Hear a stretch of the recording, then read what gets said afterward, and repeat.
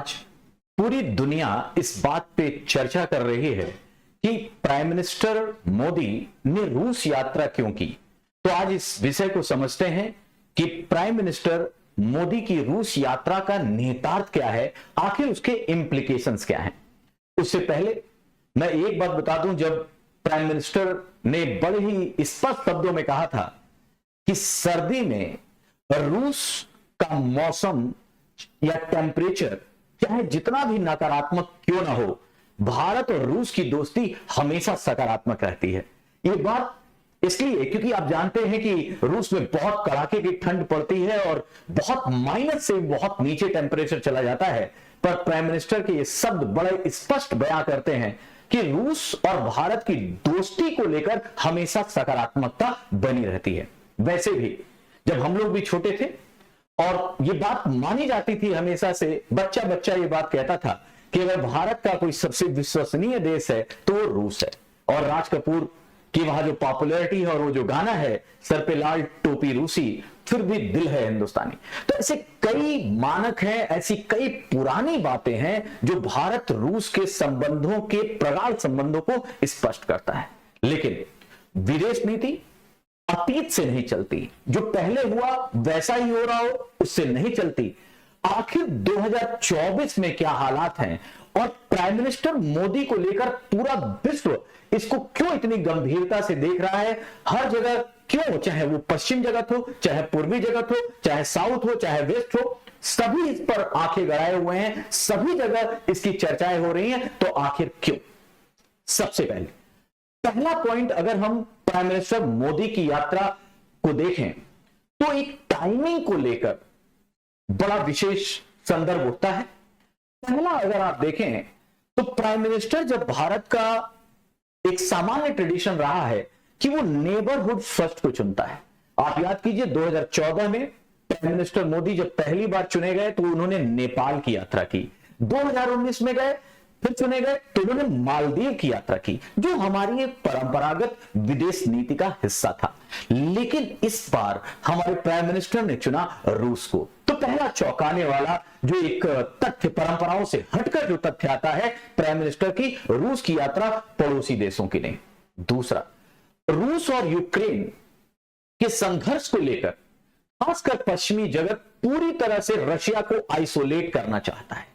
और अभी कुछ ही दिन पहले जब प्राइम मिनिस्टर G7 की मीटिंग में गए, प्राइम मिनिस्टर तीसरी बार, जिसे हम कह रहे हैं PM 3.0 या मोदी 3.0, तो पहली यात्रा उन्होंने G7 की मीटिंग में की इटली में, और वहां वो यूक्रेनियन प्रेसिडेंट जेलेंस्की से भी मिले।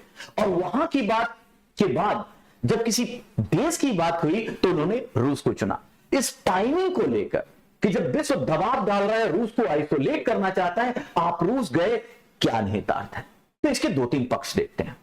पहला एस्पेक्ट इस यात्रा का हम लोग ग्लोबल स्ट्रैटेजी या फिर ये कहें जियोपॉलिटिकल रेलेवेंस के हिसाब से देखते हैं। जियोपॉलिटिकल रेलेवेंस में पहला पॉइंट आता है, भारत ने एक बार पुनः अपनी स्ट्रैटेजिक ऑटोनॉमी को सिद्ध कर दिया। हम अगर अमेरिका और पश्चिमी देशों से बेहतर संबंध बनाए हुए हैं तो हमने स्पष्ट कह दिया कि हम आपके साथ हैं, लेकिन इसका मतलब यह नहीं है कि हमने रूस को छोड़ दिया, हम रूस के भी उतने साथ हैं। याद कीजिए, जो परंपरागत गुट निरपेक्षता की नीति है, सैद्धांतिक अर्थों में माना जाता था कि दोनों गुटों से समान दूरी बनाए रखना। ना हम पश्चिमी गुट में हैं, ना हम यूएसएसआर गुट में हैं, जो ट्रेडिशनल नैम की नीति थी। इस बार हमने स्पष्ट कर दिया कि हम दोनों से समान संबंध बनाना चाहते हैं, हमें दोनों की जरूरत है। और इस तरीके से पहला जो आप कहें स्ट्रैटेजिक ऑटोनॉमी, जो बड़ी तेजी से स्पष्ट अपनी विदेश नीति को लेकर चल रहा है, वो बड़ा स्पष्ट हो गई। और जो पाकिस्तान के प्रधानमंत्री थे इमरान खान, उन्होंने भी इस बात की बहुत तारीफ की थी कि भारत की विदेश नीति की उस पर कोई दबाव नहीं है, और उसको मैं सैल्यूट करता हूं। तो पहला स्ट्रेटेजिक ऑटोनॉमी कि हम किसी के दबाव में नहीं हैं, हम सबके साथ समान व्यवहार लेकर चल रहे हैं, और हम किसी एक की मोनोपोली, किसी एक ताकत को नहीं, बल्कि हम एक तरह से मल्टीपल अलाइनमेंट को मानते हैं। मल्टीपोलर वर्ल्ड में जितने देश शक्तिशाली होंगे उतना अच्छा विश्व व्यवस्था होगी। दूसरा पॉइंट, जो सबसे इंपॉर्टेंट बात है, रशिया को पिछले कुछ समय से लगने लगा था कि भारत थोड़ी दूरी बना रहा है। एक तरफ अगर आप देखें तो जो उसके सबसे बड़ा जो सप्लायर था, आर्म सप्लायर भारत का, वो रशिया था। एक समय 70% तक की हिस्सेदारी भारत के हथियारों में रशिया की थी। लेकिन हमने जब इसे मल्टीपल रिसोर्स या इसे और वैरायटी और विविध करना चाहा, तो अब हमने फ्रांस से, हमने अमेरिका से, हमने इजराइल से भी हथियारों की आपूर्ति शुरू की। और आज अगर आंकड़ा देखें तो 70% से गिरकर वो आंकड़ा आप देखिए तो 36% पे आ चुका है। अब तब भी हमारा पहला सबसे बड़ा भागीदार अगर है हथियारों की आपूर्ति में तो रशिया ही है। लेकिन ऑब्वियसली चेंज करते हुए फ्रांस 33% पे आ गया है, यूनाइटेड स्टेट 13% पे और इजराइल 9% पे। तो बहुत दिनों से यह चर्चा थी कि क्या भारत के संबंध जो रशिया से हैं वो थोड़े कोल्ड उसमें है या फिर बेहतर संबंध नहीं रह गए हैं। तो इस बात को सबसे पहले तो इस चीज को हमने इस यात्रा से उसको झुठलाना चाहा। दूसरे नंबर पे अगर आप देखें तो रशिया और यूक्रेन वार के बाद पहली बार प्रधानमंत्री रूस गए हैं। इससे एक संबल मिला कि हम युद्ध के तो खिलाफ हैं, ना हम रशिया का सपोर्ट कर रहे हैं और यूक्रेन या पश्चिमी गुट जो केवल और केवल रशिया को आरोपी सिद्ध करना चाहता है, रूस की जिम्मेदारी देना चाहता है, भारत का साफ मानना है, जैसा कि प्राइम मिनिस्टर ने कहा, यह युग युद्ध का नहीं है। अनफॉर्चुनेटली जिस दिन प्राइम मिनिस्टर मोदी रशिया गए उसी दिन आरोप लगा कि रूसी मिसाइलों ने बच्चों के अस्पताल पर अटैक किया। जब अटैक किया तो हमें प्रधानमंत्री की, हमारी विदेश नीति की यह तारीफ करनी होगी कि सामने कहा कि जब मिसाइलें, पहले तो इस पूरे हमले की भर्त्सना की और साथ ही कहा कि मिसाइलों, गोला और बारूदों के बीच शांति का रास्ता नहीं निकलता। तो बड़ा स्पष्ट है हम शांति समाधान की ओर है, लेकिन किसी केवल एक को जिम्मेदारी और जबरदस्ती थोपे जाने की जिम्मेदारी को हम नहीं मानते। रशिया हमारा एक परंपरागत मित्र रहा है और परंपरागत मित्र रहा है केवल बातों से नहीं। और एक आरोप था क्या केवल हथियार सप्लाई की दोस्ती है जैसा पहले थी। अब इस यात्रा से हम उस जो एक थ्रेशोल्ड था उससे आगे निकलना चाहते हैं। हमारी दोस्ती केवल हथियारों को लेकर नहीं है, अब हमने इसे आर्थिक आयामों में, सामरिक और वैज्ञानिक अनुसंधानों में और पॉलिटिकल कई मोर्चों पर आगे बढ़ाने की कोशिश की है। तो एक तरह से जो भारत रूस के संबंध ठहराव की स्थिति में थे, पहला निहितार्थ इसे पुष्प मिलेगा। दूसरा, पश्चिमी गुट को अगर आलोचना तो करेंगे प्राइम मिनिस्टर की यात्रा का, आलोचना पेपर में आने भी लगी है और साथ ही साथ सबने यह कहा कि प्राइम मिनिस्टर मोदी को जरूर यह बात करनी चाहिए रशियन राष्ट्रपति पुतिन से कि वो यूक्रेन की संप्रभुता का ख्याल रखे, रक्षा करे। इस तरह की बातों को लेकर जरूर प्राइम मिनिस्टर ने भी बड़ा स्पष्ट कहा कि संघर्ष या युद्धों से हल नहीं निकलने वाला। लेकिन एक चीज बड़ी स्पष्ट है, एक तरफ अगर हम अमेरिका के साथ क्वाड के मेंबर हैं तो साथ ही साथ हम एससीओ के भी मेंबर हैं जिसमें चीन और रशिया है। तो हम बड़ी बेहतर तरीके से संतुलन दे रहे हैं और विश्व को यह संदेश देना चाहते हैं कि अब वो जो पोलर पॉलिटिक्स थी, खासकर डाइपोलर पॉलिटिक्स जो कोल्ड वॉर के समय थी, उससे आगे बढ़ने का समय है। तो बहुत बेहतर संदेश भारत ने दिया। दूसरा पॉइंट, जो एक ग्लोबल साउथ की अवधारणा है और ग्लोबल साउथ के लीडर के रूप में भारत सबसे आगे है और लीडर के रूप में इमर्ज हुआ है, उसने साफ कर दिया कि हमें सभी देशों और जो बैलेंस ऑफ पावर है उसके हिसाब से और सबको साधने की जरूरत है और मल्टीपल अलाइनमेंट की जरूरत है, न कि किसी एक या दो धड़ों के हिसाब से। दूसरी तरफ इसके साथ साथ अगर देखें तो दो देशों की बात और उभरती है।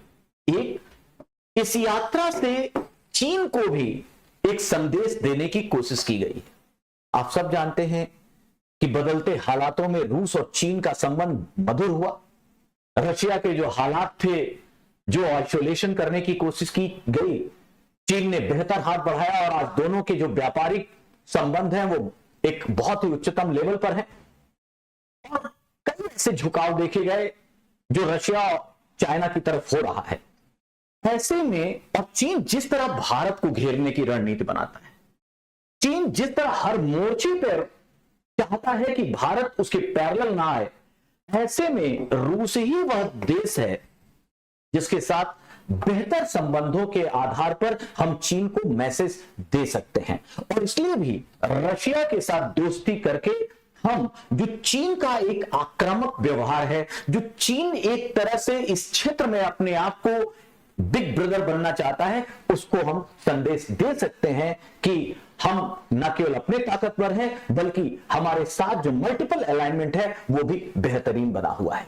साथ ही साथ रूस की भी अपनी दिक्कतों में, भले ही उसने चीन के साथ बेहतर संबंध बनाए हो, पर पुतिन कभी नहीं चाहेंगे कि चीन एक तरह से उसे ओवरशैडो करे या चीन बड़े भाई की भूमिका में हो और रूस छोटा भाई हो। ऐसे में क्योंकि यह अवसर के कारण दोनों की दोस्ती है, ऐसे में चाइना को एक संदेश देने के लिए, चाइना के साथ नाजुक मौकों पर बात करने के लिए रशिया की दोस्ती इंपॉर्टेंट होगी। तीसरा संदेश अगर देखा जाए तो आजकल चाइना के साथ ही चाइना के प्रेशर में पाकिस्तान के साथ भी रूसी संबंधों को देखा जा रहा था। बहुत अजीब लगा जब हमारा परंपरागत मित्र रूस पाकिस्तान को सैन्य प्रशिक्षण और एक तरह से जो सामूहिक या फिर जो मिलकर कंबाइंड जिसको कहते हैं संयुक्त सैन्य अभ्यास कर रहा था। हथियारों की खरीद आपूर्ति की चर्चा शुरू हुई। ऐसे में पाकिस्तान जिसकी विदेश नीति में ही भारत विरोध है, ऐसे में जरूरी था कि पाकिस्तान की तरफ के झुकाव को भी थोड़ा कमतर किया जाए। और इसलिए मैं केवल यह कहना चाहता हूं कि यह रूस की यात्रा, जो हमारे रूस और भारत के संबंध ठहर गए थे, उसको आगे बढ़ाना, उसे सकारात्मक रूप से ले जाना है। और इसीलिए ये इस यात्रा के लिए रूस के साथ जैसे ही बढ़ती दोस्ती जाती है तो चीन और पाकिस्तान के संदर्भ भी सामने आते हैं। जैसा मैंने कहा, इससे हमने वेस्ट अमेरिका के नेतृत्व में नाटो हो या पूरे पश्चिम गुट को भी संदेश दे दिया कि भारत की स्ट्रैटेजिक ऑटोनॉमी से कोई समझौता नहीं किया जाएगा। कोई शक नहीं है कि हमारा बेहतर भागीदार अभी पश्चिम है, अमेरिका है, लेकिन इसके साथ साथ हम रशिया और अपने किसी भी जहां पर जो नेशनल इंटरेस्ट है उसके साथ हम समझौता करने वाले नहीं हैं। तो पहला चीज जैसा मैंने कहा कि अगर हम लोग पहला देखा जाए तो जियोपॉलिटिकल रेलेवेंस की बात हुई।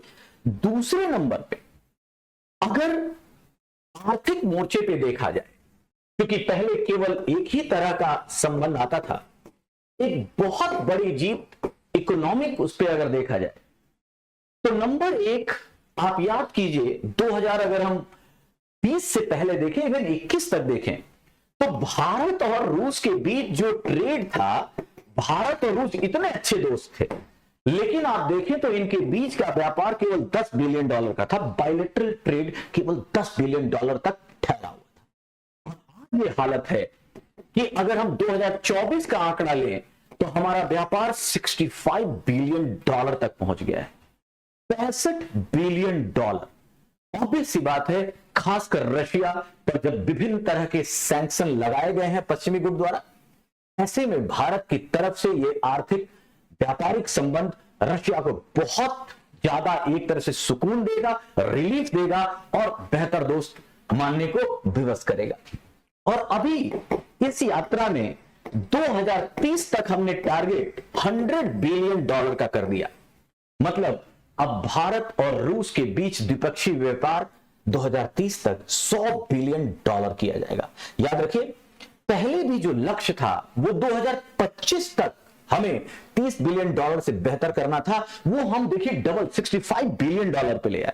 जिस तरह चल रहा है, हमें 2030 का वेट नहीं करना है, बल्कि जितना जल्दी हो सके अपने संबंधों को बढ़ाते हुए इसे $100 बिलियन 27-28 तक ही 2027-28 तक हासिल कर लेना है।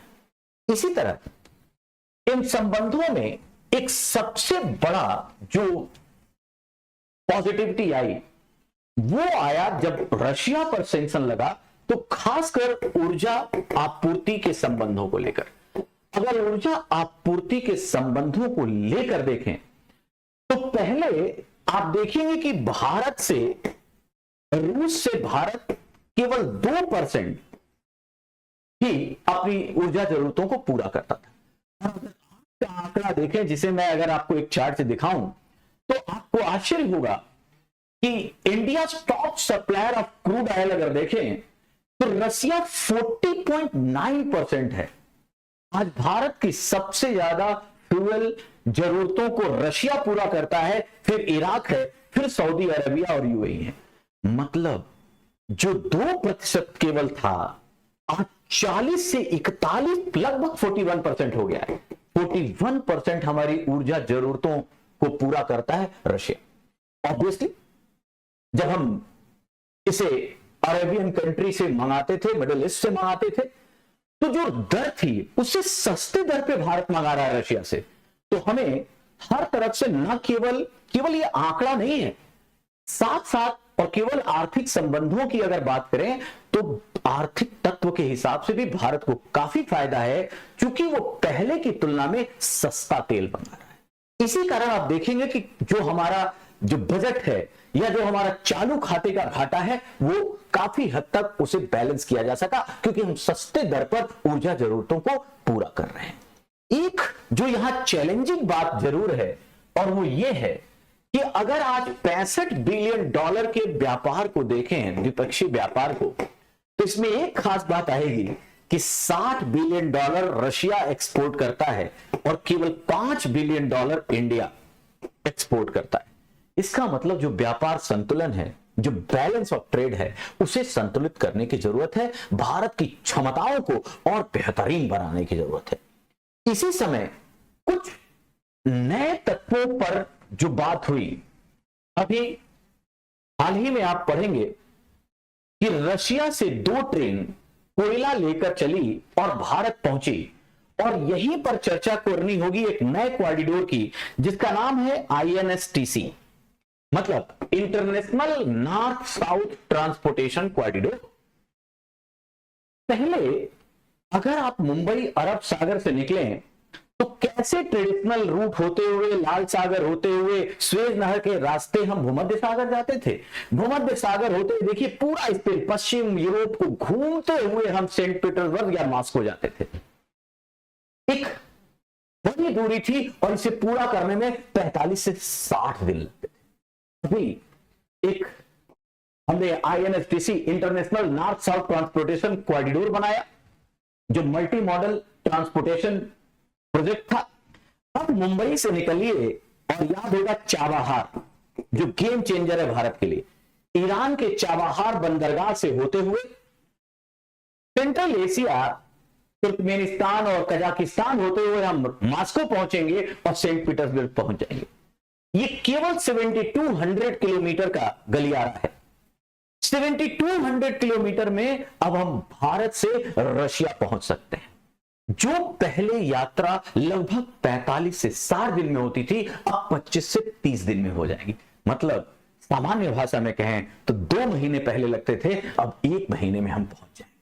ऑब्वियसली जिससे फ्यूल कम लगेगा, ऑब्वियसली ऊर्जा बचत होगी, जिससे हमारा सामान सस्ता होगा, हम रैपिड तरीके से अपनी जरूरत की चीजों को सही समय पे पहुंचा पाएंगे। और एक बड़ी बात है, अभी हाल ही में जुलाई 2024 में ट्रेन, अब कोयला लेकर 2 ट्रेनें भारत पहुंच चुकी हैं। तो ये सब वो, इसको कहा जा सकता है एक व्यापारिक क्रांति हो सकती है भारत के लिए, क्योंकि हमारा जो अलगाव था, जो हमारा यहां पर संबंध नहीं था, कॉरिडोर नहीं था, इसके कारण हमारी बहुत ज्यादा जो है दिक्कतें समय को लेकर, पैसे को लेकर, दूरी को लेकर होती थी, वो सब बचेंगी।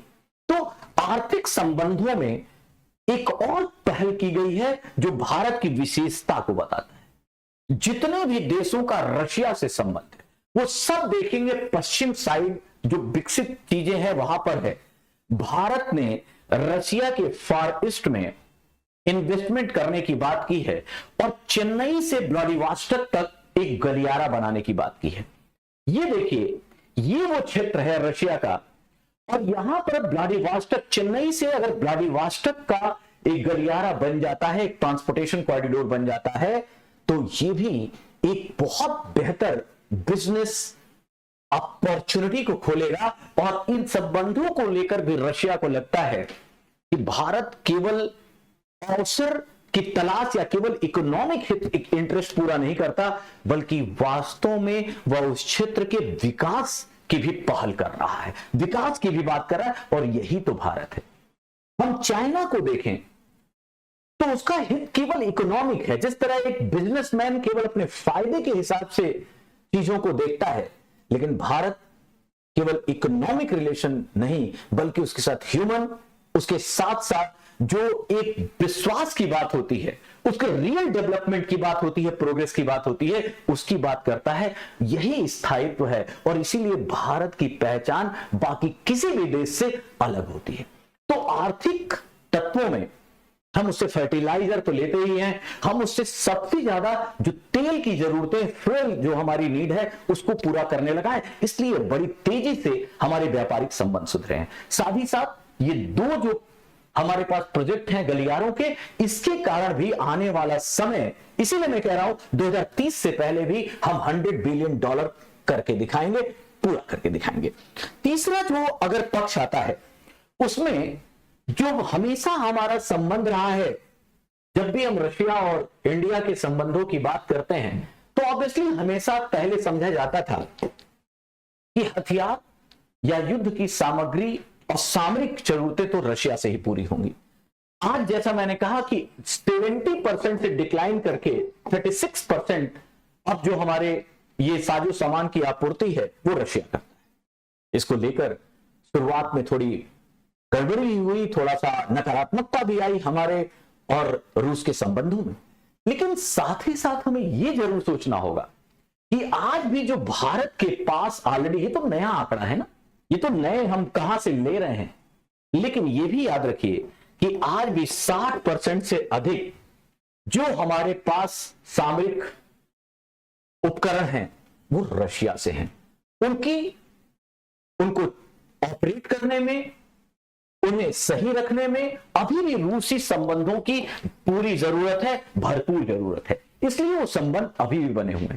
साथ ही साथ हमें पता होगा कि हम अपनी सुरक्षा के लिए S-400 की खरीद रशिया से ही कर रहे हैं। भले ही अमेरिका और पश्चिम गुट ने जितना भी दबाव डाला, लेकिन भारत अपनी सुरक्षा की जरूरतों को समझता है, और इसलिए S-400 अभी हमें रशिया से प्राप्त करना है। तो ये एक बेहतर डील है। रशिया भी इसे जानता है कि $1 बिलियन की खरीद उसे इकोनॉमिक क्रंच से भी निकालेगी और ऑब्वियसली हमारे संबंधों को भी मजबूत करेगी। यही नहीं, इसके साथ साथ अगर हम एक बात देखें तो जो साइंस और पुतिन साहब आपके प्राइम मिनिस्टर मोदी को लेकर एटॉमिक रिसर्च सेंटर भी ले गए, और जो एटॉमिक रिसर्च सेंटर है, हमें पता ही है कि कुडनकुलम में रूस के सहयोग से ही हमारा न्यूक्लियर रिएक्टर प्रोजेक्ट बन रहा है। और साथ ही साथ जिसे हम क्लीन एनर्जी कहते हैं, क्लीन एनर्जी के लिए एटॉमिक एनर्जी बहुत इंपॉर्टेंट है, एक बहुत इंपॉर्टेंट कंपोनेंट है। और रशिया ही वो देश है, क्योंकि ऑलरेडी हम उसके साथ काम कर रहे हैं, तो रशिया वो देश है जो हमें एटॉमिक, एक तरह से न्यूक्लियर फ्यूल या न्यूक्लियर एनर्जी में बहुत बेहतर सहयोग कर सकता है। और इस पे भी हमारी बातें हुई। और यह भी याद रखना है कि एटॉमिक रिसर्च से केवल न्यूक्लियर एनर्जी ही नहीं, बल्कि हम इसे अन्य कामों में, हम अन्य R&D में लगा सकते हैं। खासकर एग्रीकल्चर प्रोडक्शन को हम बेहतर कैसे बनाएं, इसमें भी एटॉमिक रिसर्च जो रेडिएशन टेक्नोलॉजी है वो काम आती है। तो ये एक बेहतर समझ, एक बेहतर संबंधों की प्रगाढ़ता को बताता है। और इसी के साथ साथ स्पेस में जिस तरह भारत और रशिया के संबंध रहे हैं, तो टेक्नोलॉजी एक तरफ साइंस R&D पर लेकर हमारा और रशिया का सहयोग परंपरागत रहा है, उसे आगे बढ़ाना इस बार भी आगे बढ़ा। साथ ही साथ जैसे हमने कहा, स्ट्रैटेजिक हथियारों की खरीद को लेकर जो पहले की बात थी, वो भी अभी बनी हुई है, वो समाप्त नहीं हुई है, क्योंकि 60% से ज्यादा हमारे कलपुर्जे अभी भी रशियन उसके हैं। तो मेंटेनेंस में, उसके टेक्नोलॉजिकल अपग्रेडमेंट में, उसको बनाए रखने में, ये सब में जरूरत है। और ये भी याद रखिए, चाहे मेक इन इंडिया की बात हो, चाहे आत्मनिर्भर भारत की बात हो, इन सब में रशिया ने हमसे सहयोग करने की बात कही है। तो इसलिए ये जो हमारे संबंध है रूस के साथ, वो बड़े ही एक तरह से मल्टी डायमेंशनल है। पहले इसी चीज को, जो ये यात्रा हुई प्राइम मिनिस्टर की, वो एक नया मोड़ लाता है भारत रूस संबंधों को। पहले भारत और रूस के संबंध एक तरह से स्टैटिक या एक क्षेत्र में ही माने जाते थे, सीमित क्षेत्र में माने जाते थे।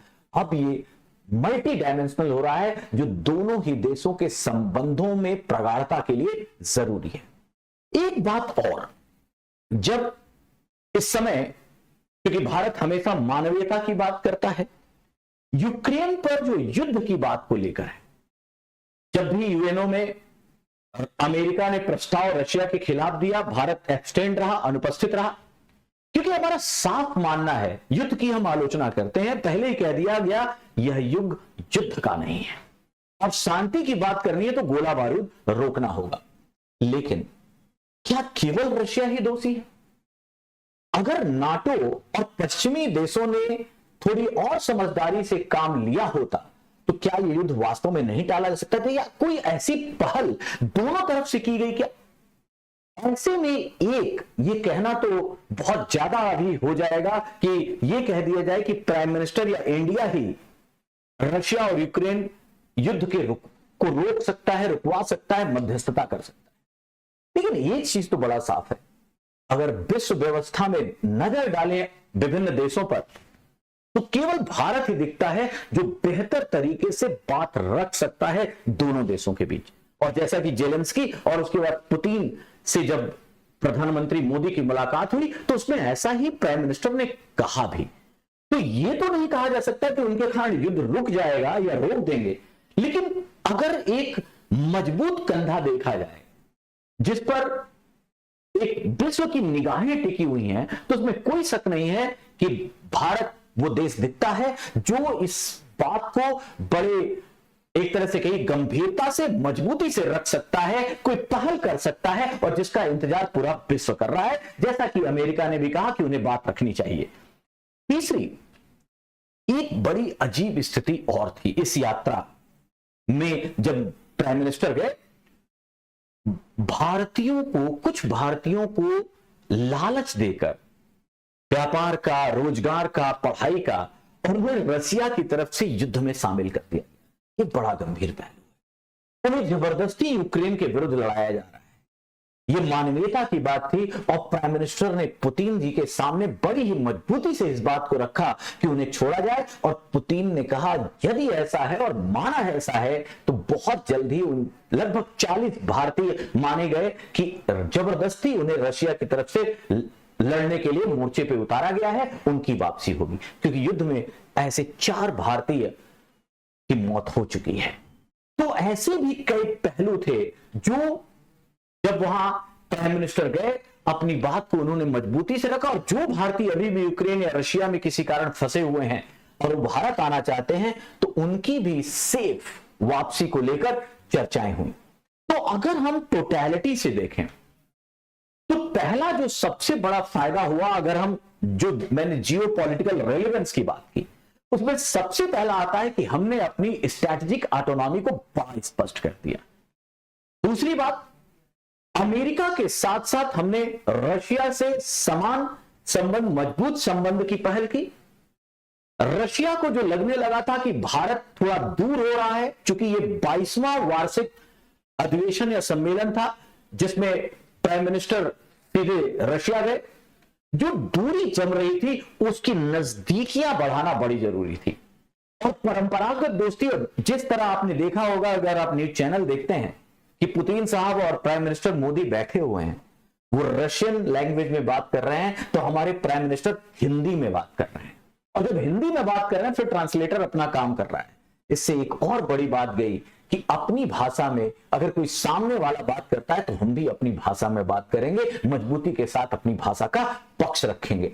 और जो बातें कही गई, एक मित्र जिस तरह सोचता है, अगर आपने देखा होगा जब उन्होंने कहा, पुतिन ने रशियन लैंग्वेज में कहा कि आपका मेरे घर में स्वागत है, आप हमारे घर आए, तो सीधा प्राइम मिनिस्टर का कहना था कि किसी दोस्त के घर आना एक स्वाभाविक बात है, अगर आप कहीं और मिलते, ऑफिशियल तरीके से मिलते, तो वो गर्मजोशी नहीं रहती, दोस्त के यहां आना तो अनौपचारिकता है और मिलकर गप्पे करेंगे। तो ये सब जो एक तरह से मित्रता की जो बातें हैं, उससे एक बेहतर दो पर्सनालिटी, जो केमिस्ट्री कहते हैं, जो केमिस्ट्री है दोनों राष्ट्राध्यक्षों के बीच, खासकर प्राइम मिनिस्टर और यहां राष्ट्रपति पुतिन के बीच, वो बहुत बेहतरीन देखी गई। साथ ही साथ प्राइम मिनिस्टर को वहां का हाईएस्ट सिविलियन अवार्ड दिया गया और प्रधानमंत्री ने कहा यह 140 करोड़ जनता का सम्मान है। ये सारी बातें देखते हुए हम ये चीज जरूर कह सकते हैं कि जब भारत विश्व का सबसे बड़ा लोकतंत्र है, विश्व की सबसे अधिक जनसंख्या वाला देश है, 5वीं सबसे बड़ी इकोनॉमी है, जो जल्द से जल्द 3rd लार्जेस्ट इकोनॉमी बनने की ओर अग्रसर है, तो ऐसे में कोई भी विश्व का देश क्यों ना हो, वह अपनी जो रिलेशन है, अपना संबंध, वो भारत से बेहतर किए बगैर नहीं रह सकता, आगे नहीं बढ़ सकता। एक बात मैं हमेशा कहूंगा, रशिया और भारत के संबंधों को लेकर एक बहुत पहले पुराना बहुत फेमस कोट है कि कहा जाता है कि एक बार मैं अकेला था और सोचा कि आगे बढ़ने के लिए अपनी जिंदगी में खुदा और दोस्त दोनों को खोजने निकलता हूं और कोशिश करूंगा कि पहले खुदा मिल जाए तो दोनों मिलकर दोस्त को खोजेंगे। लेकिन मैं निकला और मुझे दोस्त पहले मिल गया, फिर खुदा को खोजने की जरूरत ही नहीं रही। जी हां, भारत में तो दोस्ती को लेकर बहुत सारी बातें हैं, जहां विदेश नीति में कहा जाता है कि ना कोई स्थायी मित्र होता है और ना कोई स्थायी शत्रु, लेकिन वहां पर भी भारत ये बताने की कोशिश कर रहा है कि जो परंपरागत स्वाभाविक मित्र है, जो 2000 से मतलब 24 सालों से हमारा स्ट्रैटेजिक पार्टनर है, हम उसे बिना किसी आप कहें दबाव के या बिना किसी अवसरवादिता के हम उसकी दोस्ती पर भरोसा करते हैं, हम उसे लेकर चलेंगे। लेकिन एक चीज बड़ी स्पष्ट है कि हम राष्ट्रीय हितों से कोई समझौता नहीं करेंगे। तो इस यात्रा का निहितार्थ बहुआयामी है और इसे बड़े ही सकारात्मक रूप से देखा जाना चाहिए। आलोचनाएं होंगी, लेकिन दीर्घकालिक रूप से अगर देखा जाए तो ये संबंध, ये यात्रा बहुत सारे, केवल भारत और रूस के लिए नहीं, एक ग्लोबल तरीके से, वैश्विक तरीके से सबके लिए ही पॉजिटिव संदेश देगा। धन्यवाद।